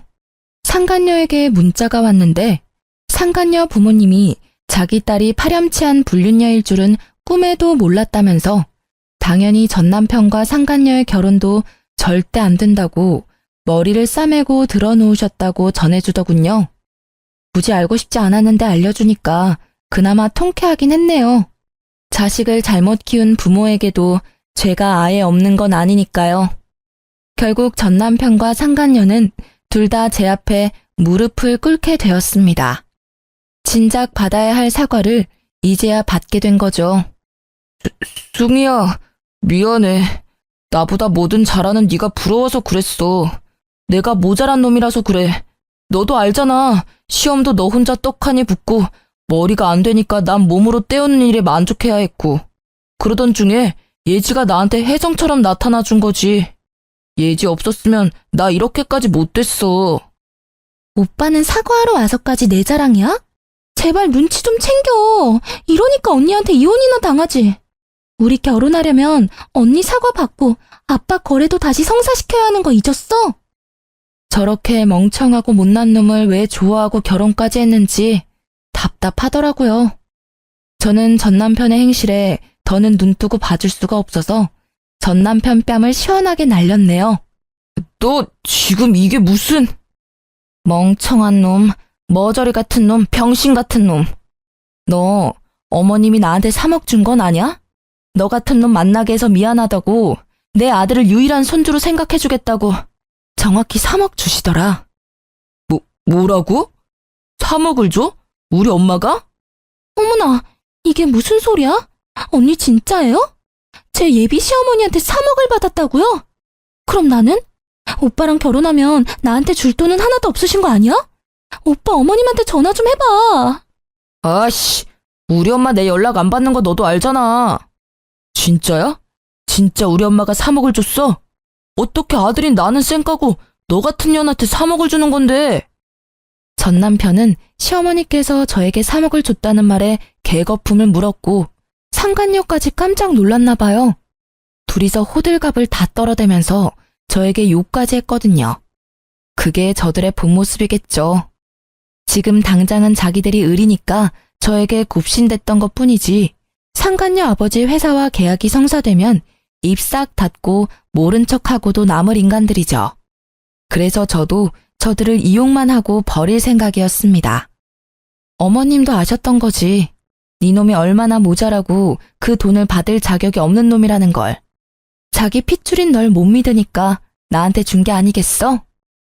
아니다. 여보, 우리 다시 시작하자. 내 아들, 우리 아들도 있잖아. 아들한테 아빠의 존재가 얼마나 중요한지 당신도 알지? 나랑 얘는 아직 애가 없어. 이건 하늘이 주신 기회라고. 나 당신한테 돌아가면 정말 잘할게. 육아도 내가 다 할게. 오빠 미쳤어? 우리 아빠 계약은 어쩌고 갑자기 전현한테 붙겠다는 건데. 저는 상간녀 목소리가 너무 듣기 싫어서 상간녀 뺨도 날려주고는 그년의 입을 막았어요. 상간녀는 자기 아빠 계약 때문에 저에게 이러지도 저러지도 못하고 씩씩대며 화만 사귀고 있었고요. 전 남편은 상간녀 눈치를 보다가 제 손을 붙잡고 계속 다시 합치자고 애원하길래 쐐기를 박아줬네요. 그래, 당신 말이 맞네. 네 놈이 미치도록 싫어도 나한텐 네 놈 피가 아주 조금 섞인 우리 아들이 있으니까. 그러니까 당신 말대로 전현 버리고 나한테 오면 재혼 생각은 해볼게. 어차피 둘이 결혼하긴 글러 보이지만. 저는 상간녀와 전 남편을 보고 비웃었습니다. 저에게 돈 많은 여자 만났고 둘의 사랑을 인정해달라며 떵떵거리던 그 모습은 온데간데 없고 비굴하고 비겁하고 쪼잔한 모습만 남은 걸 보니 꽤 볼만하더군요. 설마 이걸 넘어오겠어? 하며 그냥 던진 말이었는데 저놈은 0.1초의 고민도 없이 눈이 반짝거리더라고요. 그때 알았죠. 아, 이놈은 돈이라면 만수르 발가락도 핥을 놈이구나 하고 말입니다. 당신이 날 받아준다고 약속만 한다면 나는 언제든 돌아갈 준비가 된 놈이야. 역시 나는 운이 좋은 놈이라니까. 가늘고 길게 사는 인생도 나쁘지 않다는 거지. 오빠 정말 저 여자한테 가겠다고? 그러면 나는 진짜 사랑하는 건 나라며. 야, 닥쳐. 내 인생이 꼬인 게 누구 때문인데? 다 너 때문 아니야, 이 개 같은 년. 너만 없었어도 저 3억이 내 손에 있었을 텐데. 너 말 잘했다. 오늘 스트레스 좀 풀어야겠어. 전 남편은 갑자기 상간녀 머리채를 잡더니 미친 듯이 손을 흔들었죠. 상간녀도 한 성깔하는지 전 남편이 남자인데도 불구하고 맞서 싸우면서 둘이 치고받고 싸우더군요. 이 쓰레기 새끼야. 네가 어떻게 나한테 이럴 수가 있어? 우리 아빠한테 다 이를 거야. 네 아빠보다 얘네 아빠가 훨씬 높은 회사 사장인데 네가 이른다고 뭐가 달라질 줄 알아? 어려서 좋아해줬더니 뇌까지 빈년이네 이거. 야, 가서 일러. 내가 네 머리 다 뜯었다고 일러. 저는 저들의 싸움을 일절 말리지 않았어요. 둘 다 지칠 때까지 싸우는 걸 팔짱 끼고 구경만 했죠. 한참이 지나서야 둘은 숨을 몰아쉬면서 서로의 머리에서 손을 놓았고 전 남편 얼굴은 상간녀 손톱에 다 긁혀있고 상간녀는 전 남편 주먹에 맞아서 쌍코피가 난 채로 누구도 이기지 못한 싸움이 끝났답니다. 다 싸웠니? 참 대단하다. 거짓말 한마디에 너네 사랑이 이렇게 부서질 거면서 사랑? 잘 살 수 있다고 행운하라고 떵떵거리더니 고작 너네 사랑은 이 정도 수준이었나 봐. 올 사납긴. 저는 앞에 놓여있는 커피를 전 남편과 상간녀 면상에 시원하게 뿌려주고는 다신 볼 일 없을 거라며 사이다를 날려주고는 건물 밖으로 나왔어요. 아주 속이 뻥 뚫린 것처럼 시원하더라고요. 저들은 커피를 마고는 저에게 매달리지도 않고 서로 소리 지르고 다시 싸우는 소리가 들렸는데요.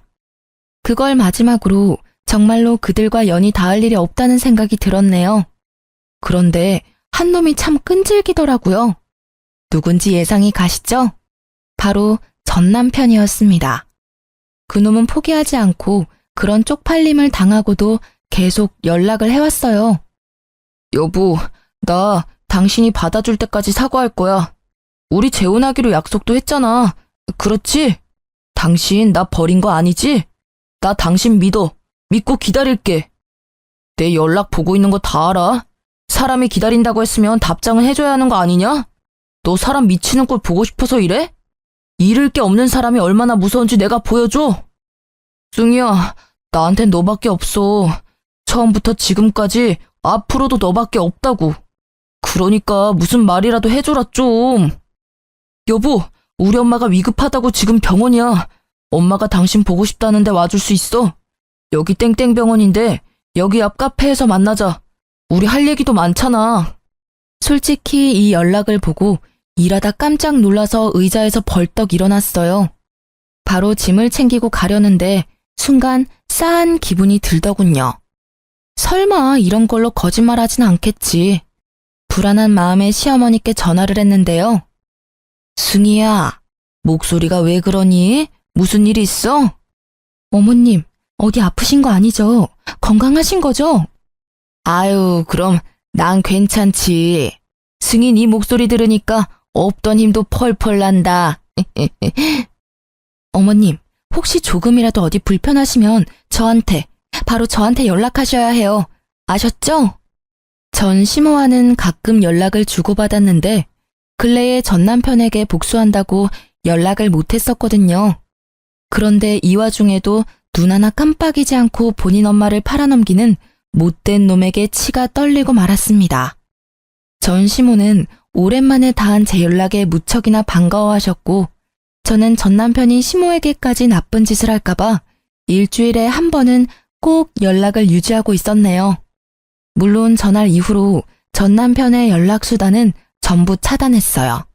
저놈은 고쳐도 안 되는 놈이라는 걸 알았고 저놈을 고치는 사람이 있다면 제가 수억 원을 드릴 수도 있을 것 같네요. 며칠 전에 아빠에게 들었는데 아빠 회사로 상간녀 아버지가 찾아오셨다고 하더라고요. 제가 정말 잘못했습니다. 제가 딸을 잘못 키운 탓에 사장님 따님분과 사장님 가족분들께 큰 죄를 지었습니다. 제 딸은 제가 엄중히 처벌하겠습니다. 그래도 사장님, 계약은 한 번만 다시 생각해 봐주시면 안 되겠습니까? 제발 부탁드리겠습니다. 상간녀 아버지께서는 저희 아빠를 찾아와서 무릎까지 꿇고 사과하시면서 상간녀가 이루지 못한 계약건을 가지고 다시 얘기를 하고 싶다고 오셨나 봐요.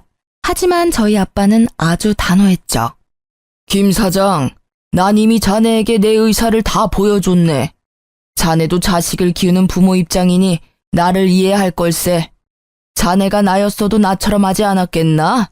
그러니 그만 돌아가 주게. 상간녀 아빠는 끝내 아빠의 마음을 움직이지 못하고 처량하게 돌아가셨다고 해요. 저희 아빠가 한번 결정한 일은 쉽게 번복하지 않는 사람이거든요. 그래서 지금 그 위치까지 올라갈 수 있었던 거고요. 아빠가 하청회사의 거래를 끊었다는 게 소문이 나면 한순간에 모든 거래처가 끊기는 건 일도 아니라던데 아빠는 그렇게까지는 하지 않으셨어요. 상간녀 아빠가 그간 보여준 성실함에 대한 마지막 답이라면서요. 저도 꼭 아빠처럼 공과 사를 구별할 줄 아는 사람이 되려 노력 중이에요. 상간녀 아빠도 아빠의 결정을 받아들인다는 듯이 다신 아빠 회사로 찾아오는 일은 없었다고 합니다. 들리는 소문에는 상간녀는 공황장애 우울증까지 와서 방 밖으로 나오지도 않고 있다는 소문도 있고요. 이건 직접 보진 않았으니 진짜인지는 모르겠지만 저는 진짜라고 믿고 살고 있어요. 나쁜 소문일수록 빨리 퍼진다고 하잖아요. 얼마나 전 남편과 상간녀가 추악한 사람들이었으면 그들을 알고 있는 모든 사람 사이에서 화제거리가 됐겠어요. 저들 엇보겠죠 뭐. 저는 지금 친정 부모님과 함께 지내면서 곧 승진을 앞두고 있는데요. 지방에 온 지도 벌써 3년이 넘었더라고요. 시간이 이렇게 빨리 갈 줄 몰랐는데 아쉽기도 하면서 더 열심히 살아야겠다는 생각도 들었네요. 제 아들도 벌써 3살이 돼서 아파트 놀이터에서 친구들도 많이 사귀고 아주 건강하게 잘 자라고 있답니다. 엄마에게 듣기로는 아들이 놀이터에서 여자친구를 사귄 것 같다고 하던데 그 말에 얼마나 놀랐는지 몰라요. 여자친구? 승우? 왜 엄마한테는 여자친구 생겼다고 말 안 하고 할머니한테만 말해줬어? 엄마 서운해. 여자친구는 몇 살인데? 어디 사는 친구야? 엄마한테도 말해봐. 아이고, 그럴까봐 말을 안 하지. 너는 저 나이에 남자친구 없었던 줄 아니? 아주 저놈이 지 엄마를 쏙 빼닮았어. 안 닮아도 되는 것까지 닮았더라니까. 나는 심성이 착하면 전부 합격이다. 다른 거 다 필요 없고 마음만 착하면 돼. 엄마는 요즘 손자 보는 재미에 사시고 아빠는 벌써부터 손자 며느리 걱정이 이만저만이 아니세요. 저희 아빠가 빨라도 너무 빠르죠? 아들에게 아빠의 빈자리가 클 줄 알았는데 아니더라고요. 부모님이랑 제가 아빠의 빈자리를 느낄 수 없게끔 깊은 사랑을 줘서 그런 게 아닌가 싶습니다. 이번에 여름 휴가 때는 시어머니와 친정 부모님, 제 아들까지 해서 펜션에 놀러 가기로 했어요. 제 인생의 내리막은 이제 끝났다고 생각하고 하루하루 기쁜 마음으로 살아가려고 해요. 여러분도 삶이 궁핍하고 힘들어졌다고 포기하지 마시고 끝까지 노력하면 언젠간 빛을 발하는 날이 온다고 얘기해주고 싶습니다. 제 이야기 들어주셔서 감사합니다.